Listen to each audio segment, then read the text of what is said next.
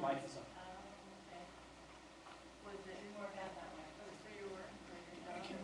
We're live. Obviously it didn't.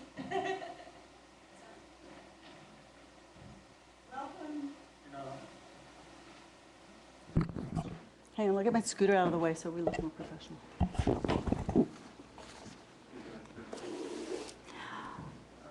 Welcome to the Planning Commission Draft EIR Public Comment Meeting. Our meeting is open at this time, but presently there are no speakers. And so we will wait. And the meeting actually is starting at 7, so please feel free to come on down. Thank you.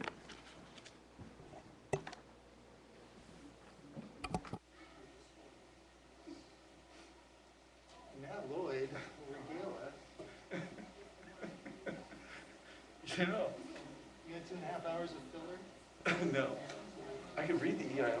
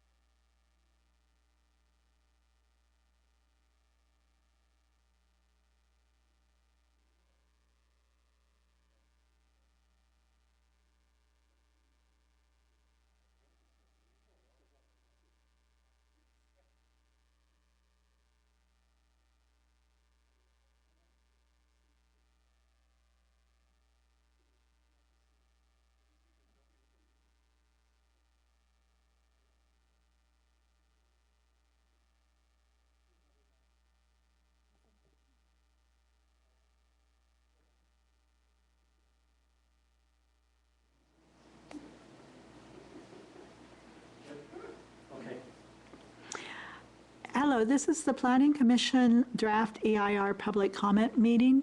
And presently, we have no one who is speaking. So if you want to come down and introduce yourself and make some public comment, we'd love to hear from you. Thank you.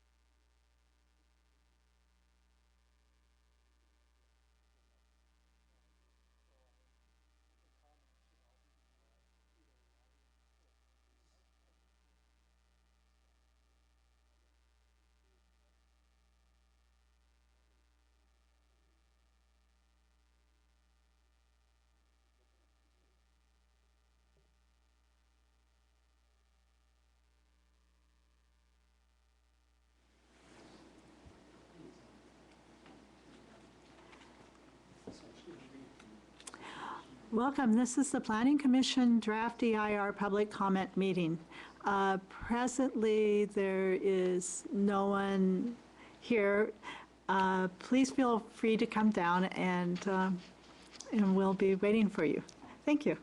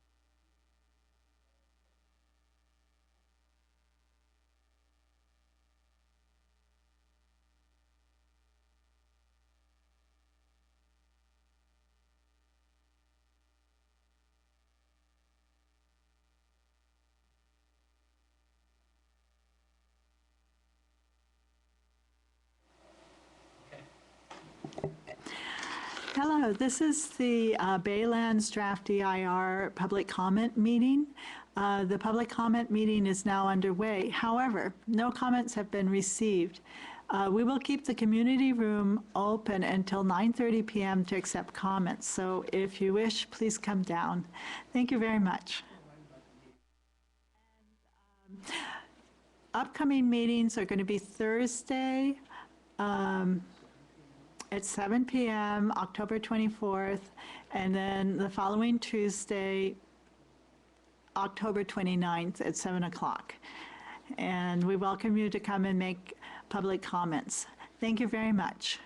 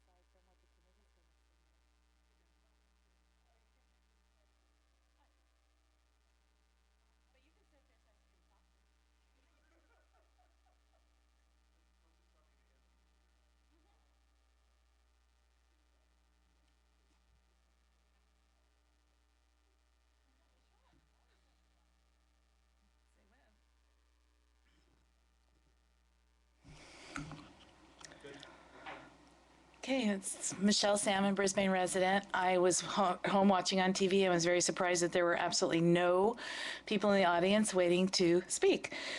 And I was at home reading the draft EIR in preparation for tomorrow night's Open Space and Ecology Committee, and I thought, well, this is a perfect opportunity to not have to write up my own comments, but let them be transcribed, and also to point out some things that maybe we won't point out in the committee.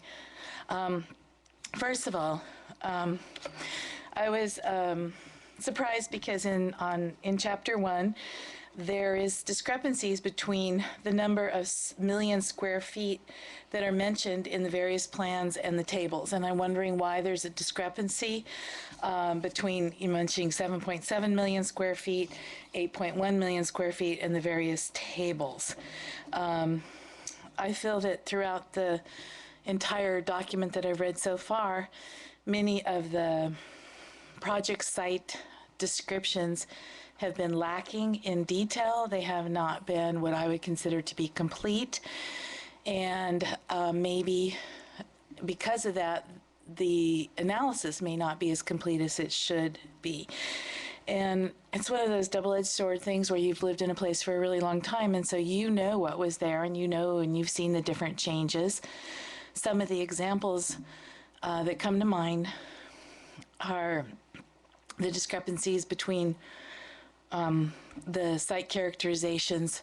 For example, there is no mention of Van Waters and Rogers' 50-year occupancy along the lagoon.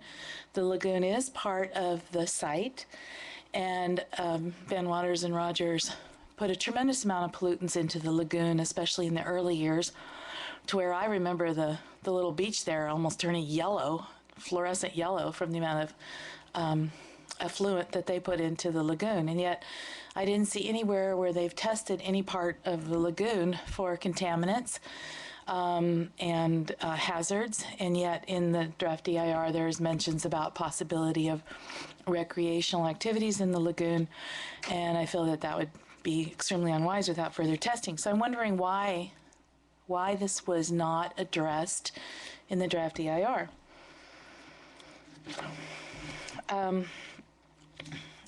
I question again, as I've questioned before, why the notice of preparation goes to the 2010 date, not the 2012 date or the 2006 date.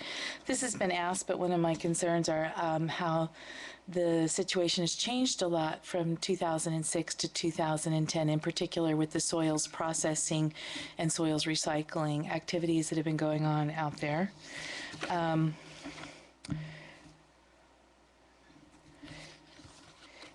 I also, sorry, I wasn't really prepared to speak, but I'm going to anyway.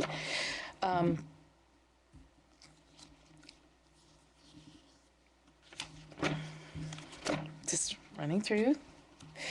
One of the things in section on page 2-6, it says sustainable development is simply defined as development that meets the needs of the present without compromising the ability of future generations to meet their own needs. I think this is a very simplistic view of sustainability, and I think that there needs to be a lot more definition around that, because I don't think that any part of this project is sustainable for future generations. And so I question where they derived their definition of sustainable development and what makes them think that this is sustainable.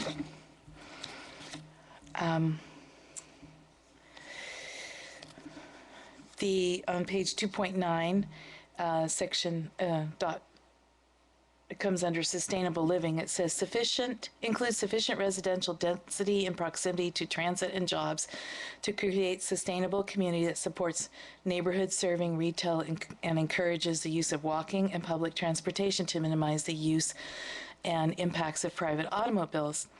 And yet that is inconsistent with the general plan. And as I looked at the plan, there was not much encouragement of the use of walking and public transportation, in particular walking and bicycles, because there is still only 2 overcrossings of the railroad tracks, one at the Bayshore Station and the other being Tunnel Road. So that doesn't encourage much circulation of walking or bicycles. And also in number 6, it says development of distinct high-quality neighborhoods that accommodate regional housing demands and contribute to Brisbane's strong sense of space. I don't understand why they think that this would accommodate regional housing demands, and it is also inconsistent with the general plan. One of the things that I think is really challenging, and they mention it lightly, in significant unavoidable impacts of the proposed project site development. The project would generate construction emissions that would result in a cumulative considerable net increase of criteria pollutants and precursors for which the air basin is in non-attainment under applicable federal, state, and ambient air quality standards.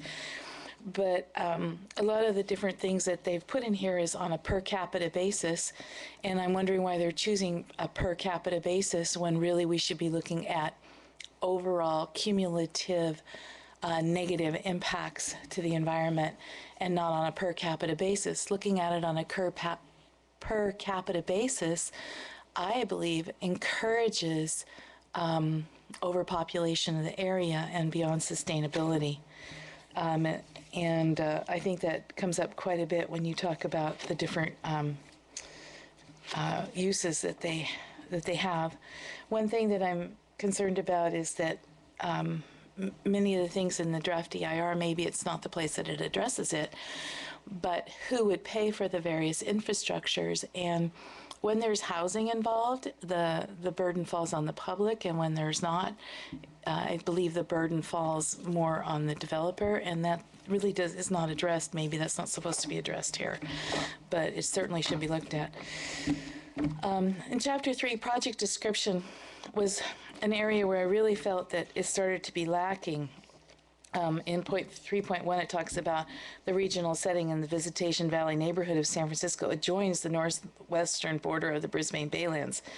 Candlestick Park, an existing National Football, et cetera, is a half a mile northeast of Brisbane.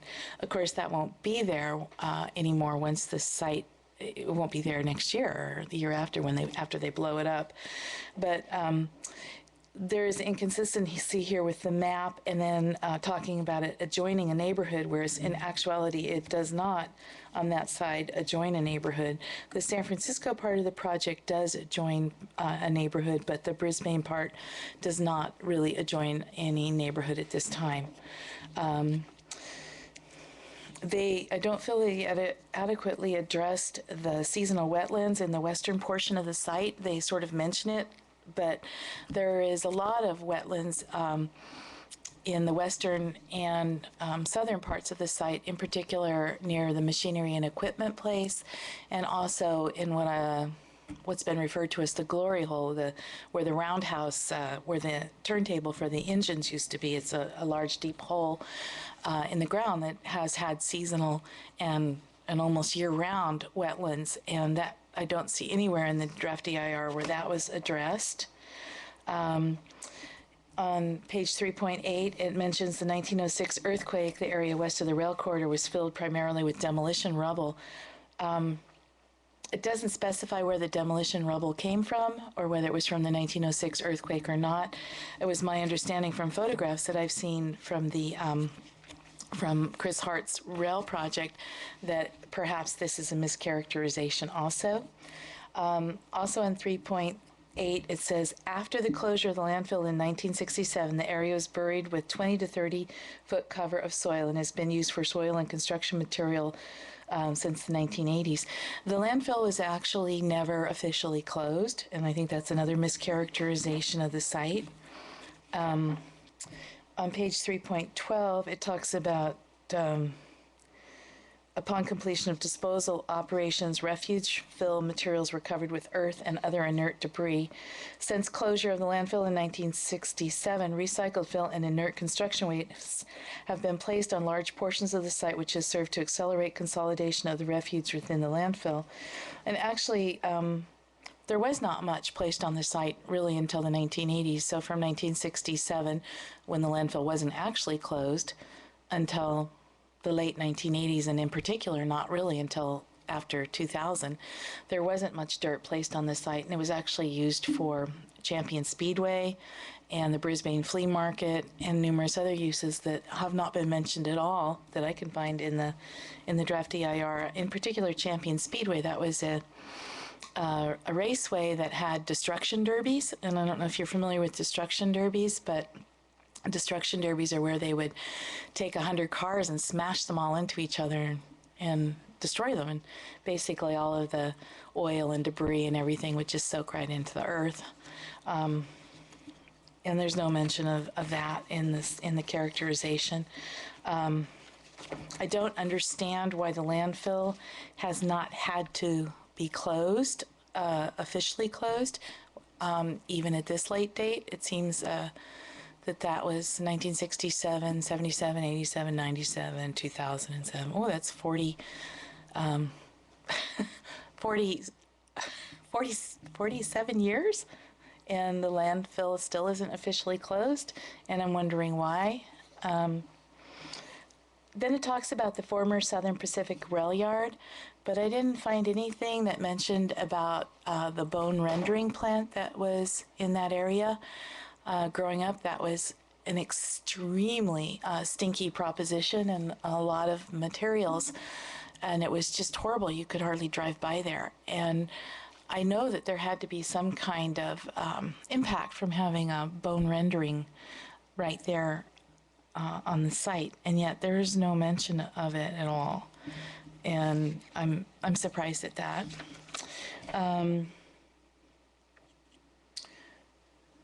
There's no mention of, when they talk about historical resources, there's no mention of, there's a brick building on Industrial Way that's been there for a very, very long time and is in use right now. I saw a for lease or for sale sign on it, and there's no mention of that. And there's really not a lot of mention of some of the other possibilities of finding any, shall I say, Native American sites. There's probably a small likelihood, but as we all know, a couple of years ago when they excavated to put in the sewer extension over by the on-ramp to Candlestick Park, they discovered 2 buried flatbed schooners like the Alma. And so there's no mention of any possibility of finding any archaeological or anthropological things when they talk about the historic of the site, and I'm wondering why there hasn't been any mention of that at all.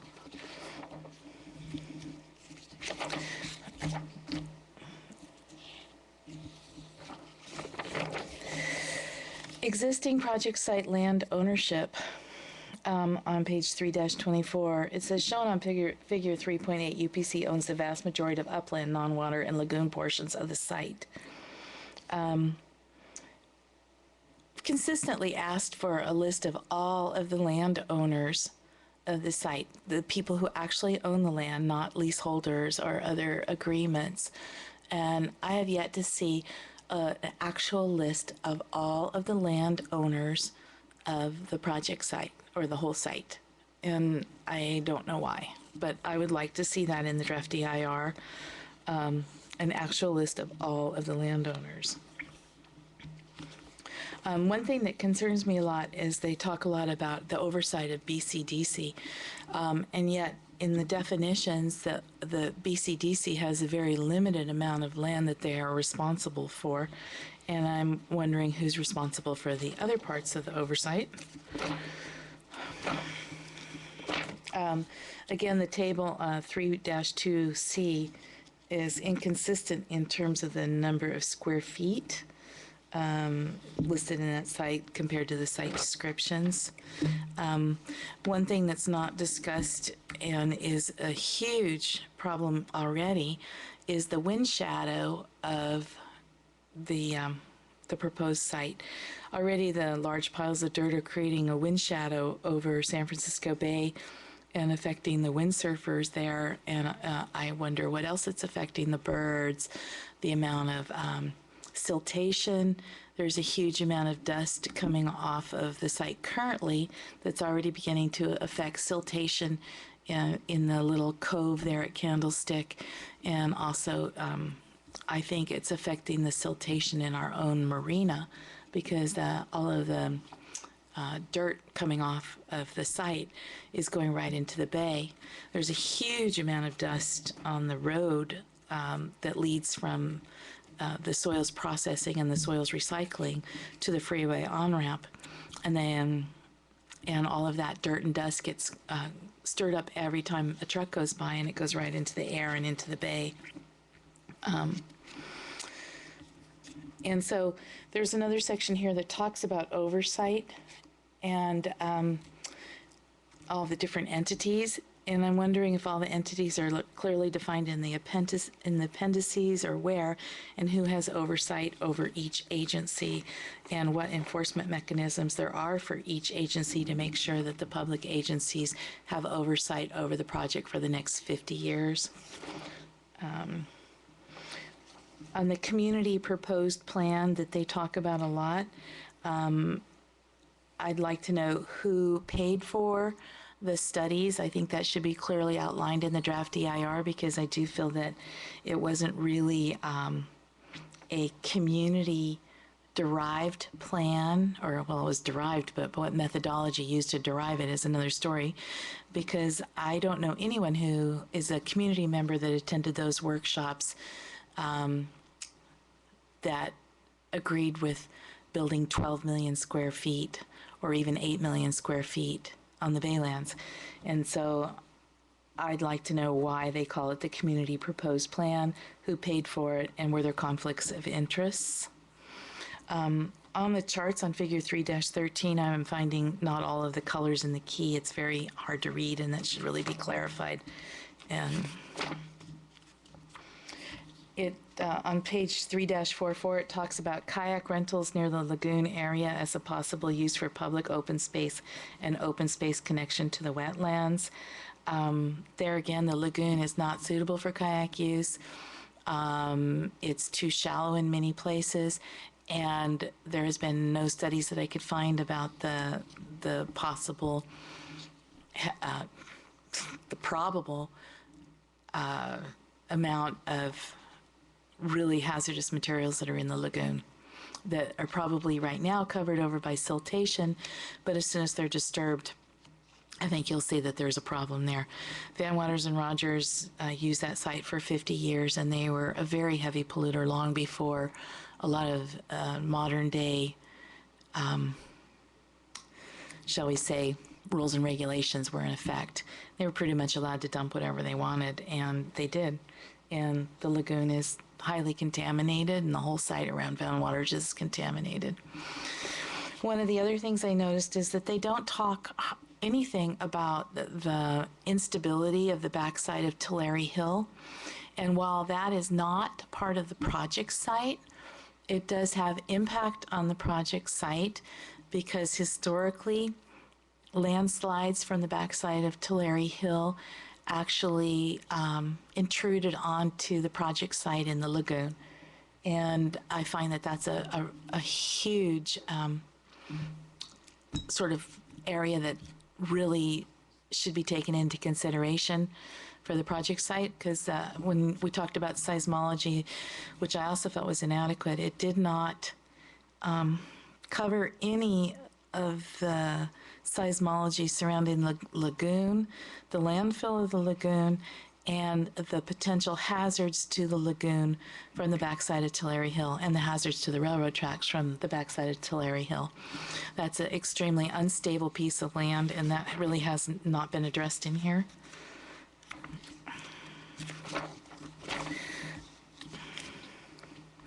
On page 3-53, under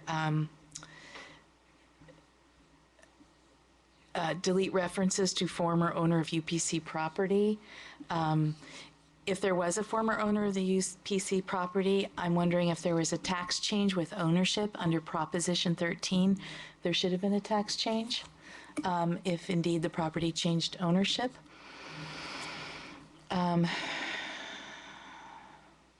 I'm questioning what it says, modify policy 38-1 roadway level of service standards. What does that mean exactly? Also on page 3-53, it says delete general plan policy 330.1, which prohibits housing within the Baylands. I think that is not a good idea. But then very right below it, it says rephrase not to exceed 6 stories in height with the phrase not to exceed 45 feet in height. I think that needs to be defined where the height is from. We've obviously had a problem with that in the past, defining where the starting place is for a height, especially in the Baylands.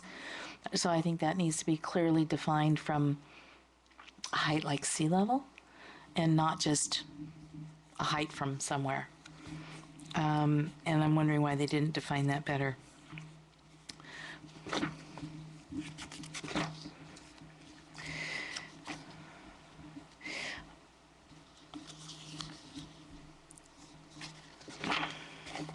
I'm also concerned about shading of the bay. There was a lot of talk about view sheds and the view sheds from Brisbane toward the bay.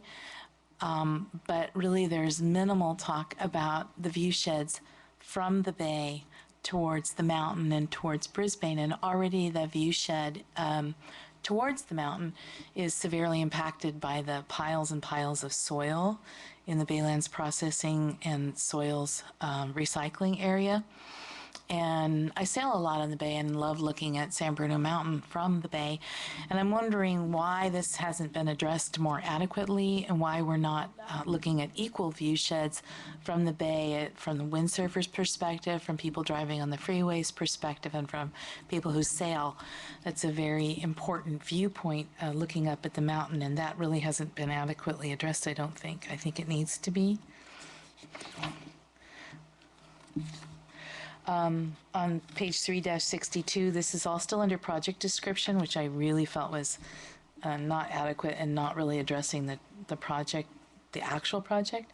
It talks about pedestrian and bicycle paths, and it says enhanced pedestrian street crossings are proposed in the specific plan to provide traffic calming effects and reduced distances at pedestrian crossings streets by using curb extensions, et cetera, but I'm really not understanding how this works because it kind of conflicts with the very next sentence, which says the specific plan proposes one pedestrian overcrossing over the Caltrain right-of-way and Tunnel Avenue for pedestrian and bicyclists. And I'm not sure, how does this promote pedestrians circulation and bicycle circulation?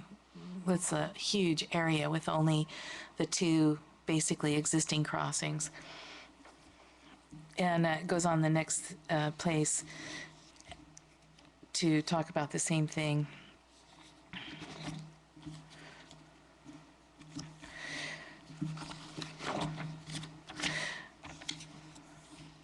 I'm very concerned. It talks about the water agreement and being able to supply water for the Baylands. This is on 3-66. And I'm not sure that the water agreement would actually go through because I'm not sure that there's a lot of inducement for the Modesto Irrigation District to accept the conditions that the Oakdale Irrigation District wants. And I'm wondering what other contractual agreements have been made already against this same quantity of water, and what happens when that quantity of water is not available, especially during drought years and the coming extreme water shortage that California is facing. So I don't see what other contractual agreements and commitments have been made against this water. And I think that should be included in the draft EIR so that we have or in the EIR so that we have a really clear picture of who we'll be competing with for what will be a finite amount of water.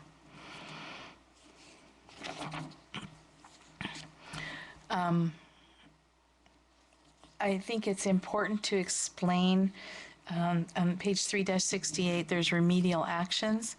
And it says, while the need for ongoing remediation of the former landfill and rail yard does not result from project site development under any of the proposed, et cetera, et cetera.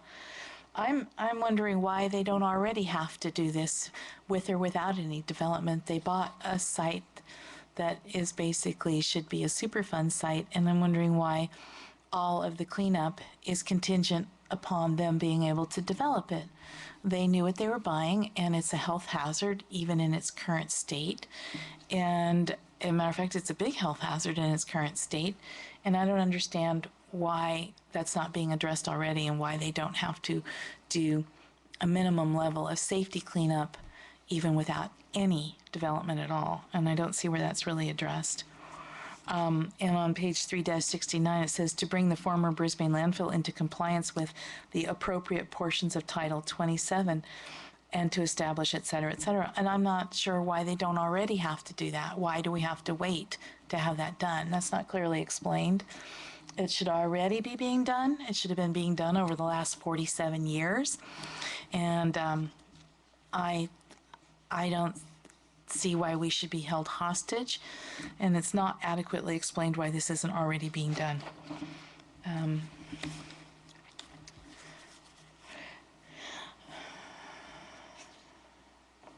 On 3-70, it talks about remedial actions at OU1 and OU2, and it says the identified remedies represent a range of potential technologies for remediating these areas to meet cleanup levels acceptable for proposed future development. But I have to question how well were these potential technologies tested? And also, is one of the potential technologies just to cement everything over? Because it was my understanding that that's basically what they're doing in the San Francisco section, is they're just burying it all and covering it with concrete. And there will be actually no plant to soil, plant to actual native soil or natural soil or uncontained soil. There will be no plant to soil contact in that area. Every tree, every blade of grass will be in an above ground container. And it talks about the soil in the San Mateo County portion of OU1 has not yet been remediated. This is on page 3-71. But they're already moving dirt through there, so it's kind of a concern. And then under landfill area, again under project descriptions, it says proposed grading for the former landfill area is based on a large amount of existing fill in the area, 18 to 30 inches over a 20-year period is the amount of settlement, and finished grades, et cetera. And I'd like to know how all of this was calculated, because when it talks about 18 to 30 inches subsidence over a 20-year period, it seems to me that the subsidence to date has been a lot more than that. And I'm wondering if they've actually tested the subsidence and measured the subsidence in this area, or are they modeling it off of some other area? It seems to me that a lot of the statistics and remediation remedies recommended in this are based on areas other than Brisbane and not our unique set of characteristics. I found this to be really true when I read the noise section. They did really not take into account the unique characteristics of Brisbane's bowl shape and how vibration travels here. And I'm wondering how much testing has actually been done, and could they please state how much testing has actually been done here on site with these current conditions. One thing that most people don't realize is that San Bruno Mountain has a lot of crystals. It's a very crystalline structure, and so it vibrates differently than the surrounding areas. It's different than the chert underlaying San Francisco. It's different than most of the Franciscan greywacke in the area because of its high crystalline structure, and it's one of the reasons why it's so disturbing when the airplanes go over and vibrate the mountain. And when you've lived here a long time, you understand that. And I don't think any actual testing has been done on our mountain of how it will react to a lot of these different things, in particular sound, vibration, etc. I didn't really read much about yet about the former rail yard and how they're going to work on the settlement issue of the subsidence of the earth. But the transport via truck on Tunnel Avenue and Bayshore Boulevard would require approximately 173,400 truck trips. That's a huge amount of truck trips, and I'm wondering, has that really been analyzed, what the impact would, the temporary impact that would be on the traffic in the community and the dust level? Just the amount of trucks I deal with every day getting on to the freeway at Candlestick is horrific. So I'm really concerned about that. Under social equity issues on 3-74, they said incorporate significant open space and related improvements. I'd like open space to be very clearly defined. Do you mean open paved space? Do you mean open space that's surrounded on 4 sides by a building? Do you mean open space that's open on 1 side and enclosed on 3 sides? Or do you mean open space that's not enclosed on any sides? I think that really very clearly needs to be defined. And I didn't see where that was defined at the level that I'd like to see it defined. Right now we have a very large house that is under people want to know whether they're going to be able to build it, and they have a 650 square foot courtyard that's enclosed on 4 sides that they're considering as open space, not lot coverage. I disagree with that definition, and therefore I would like it really clearly defined. Item M says provide employment opportunities for Brisbane residents and residents of nearby communities, but there is absolutely no way to ensure that. As a matter of fact, it probably won't happen that way at all, knowing the way things are in the Bay Area, because people tend to drive to where the job is and live where they live. And I don't see there's any way to ensure that social equity objective. Contribute to critically needed solutions. There's no way to ensure that either. And it says recognize that the project is of regional significance and provide for the well-being of surrounding communities, and yet it seems that the characterization of the project is really very localized and not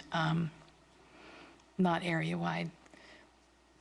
One of the things that disturbed me a lot when we were going through the instructions on the draft EIR was that instead of using San Mateo County as a baseline for a lot of the per capita, which I also disagree with, things, they used a statewide average because they felt that they were going to use Bayshore and Candlestick or something, and that didn't quite pan out, and so they used a statewide average. And I don't think that's right, because Brisbane is part of San Mateo County, and San Mateo County is the 2nd highest median income county in the state of California, and that's what those numbers should be based on, and not San Francisco or Hunters Point and Bayview. I think that is a really gross mischaracterization of the area, even if it is a dump.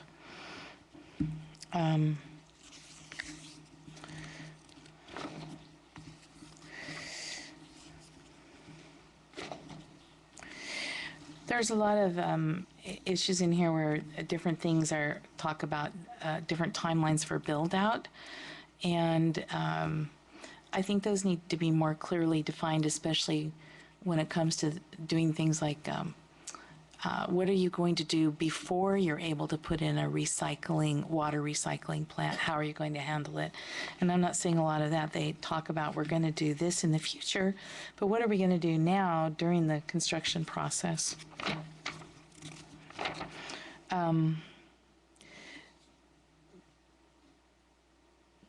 It talks about that indicates a low likelihood of significant mineral resources.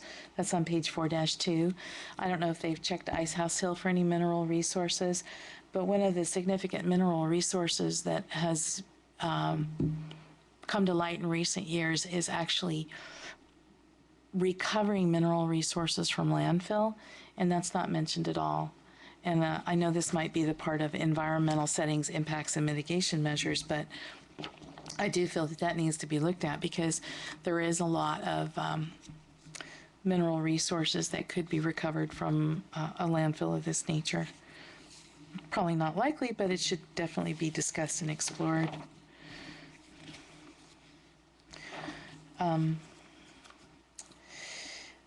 They talk about, on page 4-A2, about the visual character of nearby areas in Daly City and San Francisco, and Geneva Avenue and Bayshore Boulevard. But there again, they really do not talk about the characterization of San Bruno Mountain being there. They call it as, under project site, they say San Bruno Mountain as well as nearby urbanized areas of Brisbane, San Francisco, and Daly City. And I would never consider Brisbane as an urbanized area. It is a suburban area at best, becoming more so every day, but it is not urbanized yet, and hopefully won't be. It's still suburban. We still have, property around housing. It is still considered the suburbs, even though it's a mere 9 miles from downtown San Francisco. So I think that that is a mischaracterization. And to talk about the visual characterization of Daly City and San Francisco and Cow Palace and Candlestick Hill is ridiculous when comparing it to Brisbane. There again, that's a mischaracterization. In the next paragraph, it talks about the project site is partially screened from Highway 101 due to vegetative growth along the highway, with San Bruno Mountain in the background. That is really a mischaracterization. That vegetative growth is really nasty, ugly, wind-blown trees, which you can see right through, and you can see I know you can see right through it. I drive by it every day, and you can see the now graffiti-laden K-rails that they've put up on the dirt piles. So I don't understand how they could characterize it that way in this document. There again, a mischaracterization of the site description. It's not screened at all. And that's a case where the baseline should be adjusted. On the next part, it talks on 4.A4, and it talks about there being no native vegetation types, et cetera, except for relatively small areas on Ice House Hill in the western portion of the site, and along the drainage channels of the lagoon. But that's not quite true. There's still a lot of habitat interspersed, especially in the old rail yard areas. There's bachgrass, there's native viola, there is Douglas iris. There are a lot, despite efforts of pampas grass to take over everything that's been allowed to run rampant, there is still quite a bit of native vegetation in that area that could be recovered, and the area could be a lot better than it is, and there is a lot on Ice House Hill. And when you talk about native vegetation, we're not just talking about wildflowers, we're talking about microvegetation as well that feeds a lot of smaller animals and insects. Right here on page, in illustration 4A-2D is an aerial view of the roundhouse. And right there in the very center of it, you can see what my sister refers to as the glory hole, which was a huge frog habitat and had a lot of little, I forget what kind of stickleback fish, I think, in it. And that's not mentioned anywhere that I can find yet in this. So I really think that there's been a lot of mischaracterization here, and I'm running out of energy to do more than that so far. But really, throughout the entire book, what I've seen is a lot of glossing over of actual descriptions of the area, a lot of things left out. There's no mention of Stauffer Chemical that operated there for years. Two of their other sites in the United States are already Superfund sites, and yet we don't mention it at all. We really haven't talked about any of the pollutants from the industrial uses of the site along Industrial Way in Brisbane. I don't see where they've really talked about the potential of PCP flow from or any other contaminant flow from the Midway Village area that's adjacent to the site. So there's just a lot of really gaping holes, and now I have to go home and read the chapters I need to do for tomorrow night. So thank you, and sorry more people haven't shown up, but I wish they would, because this document is the program EIR, and it is the overarching document of which all things after this must refer to. So even though there will be environmental review when we get to the project level and the specific level, if it's not already in this overarching document in some way, shape, or form, then the threshold for being able to address it is a lot different. And I think people really need to be aware of that, and really they need to speak up now and come and say your piece, even if you need to ask the questions, because if you don't ask the questions, they don't get answered, and you can't leave it up to a few people to do, because it is an onerous task. The whole document's over 6,000 pages long, and no one person, I mean, I'm having a hard time reading the whole thing, and I know there's a lot of people who are reading it, but you should read it for yourself, because your future's involved too. Thank you. And thank you to the Planning Commission for coming and hosting a almost empty room.